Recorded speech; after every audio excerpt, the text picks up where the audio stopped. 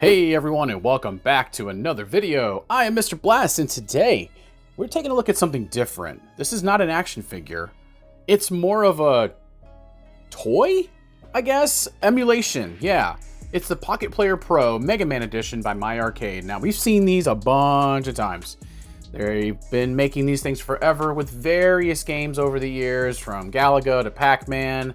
I've seen Street Fighter, now Mega Man. They make all kinds of emulation handhelds. And I decided to pick this one up because it has the original 6 Mega Man games on it.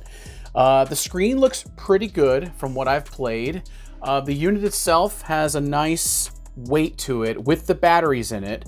I don't recommend you plug this thing in and play it without batteries in it. I don't know, there's something about the lightness of it, and I know it's going to feel on the lighter side because there's not much to it. It's just 6 NES ROMs built into a handheld, and we just need to figure out if you should add this to your Mega Man and or handheld emulation collection. So let's get this thing off the stand, unbox it, and see what it's all about.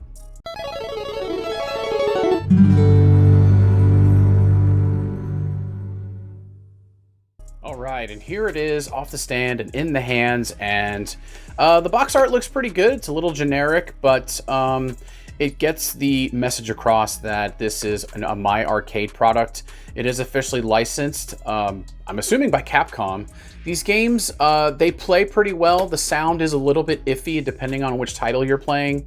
As a diehard Mega Man fan, I've played these games tons and tons and tons of times, and I can definitely hear the sound difference. The games look fine, and they do play fine. It's just the sound is a little bit off, but throughout the video, I'll show various points of gameplay, and we'll just see how well that holds up for the long run. Now, the box art looks really good. It really reminds me of old school Japanese Game Boy Advance box art because of the shape of it and just the fact, I don't know, it just looks like, you know, a GBA game you'd find from Japan.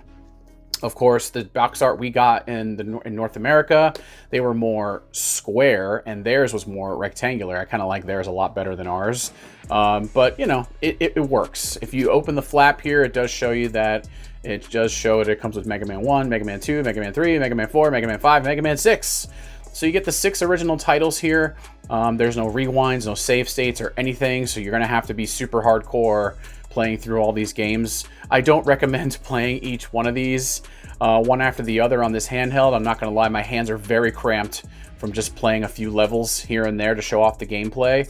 But if you notice, I think this is pretty cool. The outer edge of each title is the box selector when you're choosing a Robot Master. I thought that was pretty cool. I just realized that. So yeah, that's a nice little touch they put there. And it does say officially licensed titles, and also says it in French as well. This is where the handheld is. The bottom part, don't choke and eat your toys or batteries or whatever.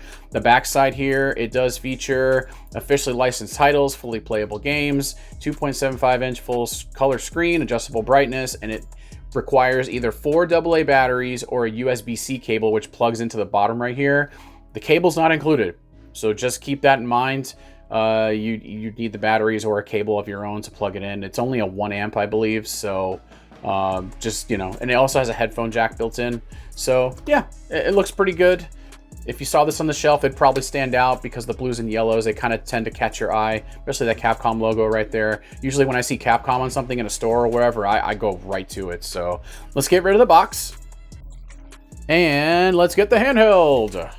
So there it is, and yeah, it looks pretty good. The D-pad, I was quite surprised at how good this D-pad is. It's way better than it looks. I am usually not a huge fan of these types of D-pads where they've got there's just no direction to them. You know what I mean? Like if you look at, like, let's say, okay, the Xbox One controller or the PlayStation controller where it's got the straight up cardinal directions. This is more of like a circle pad.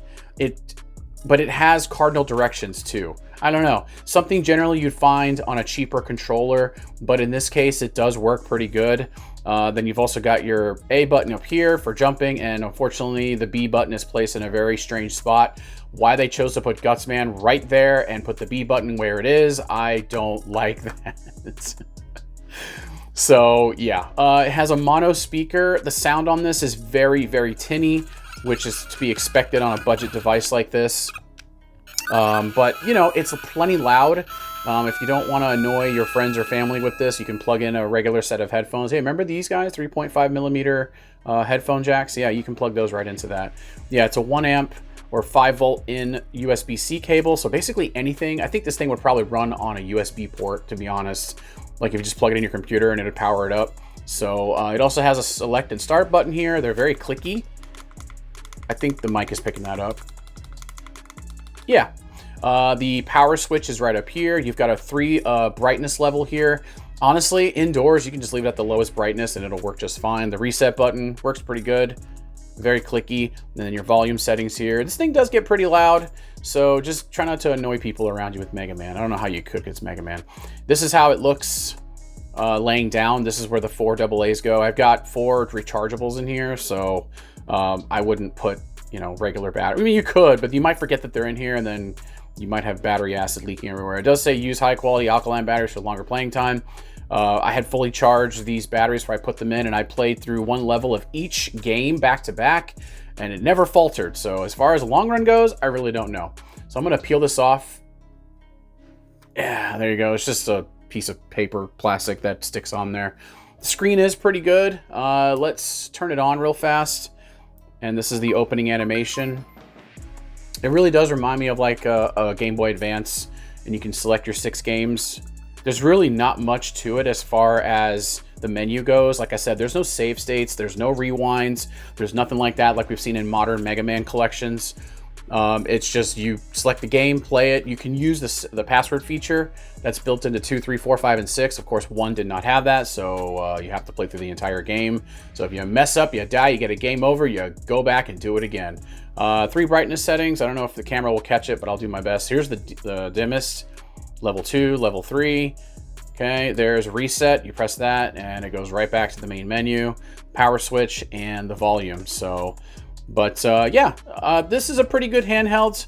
It goes on sale from time to time. I picked mine up on Amazon. I will leave a link down in the description below for you guys to get yours if you're interested in it. I hope you guys enjoyed this video. I'm going to put some gameplay through here. And yeah, so if you guys would like to follow me over on my streaming channels on Kick or Twitch, subscribe, like this content. I would really appreciate it. And once again, thank you guys so much for watching. And I will catch you guys on the next video. Later.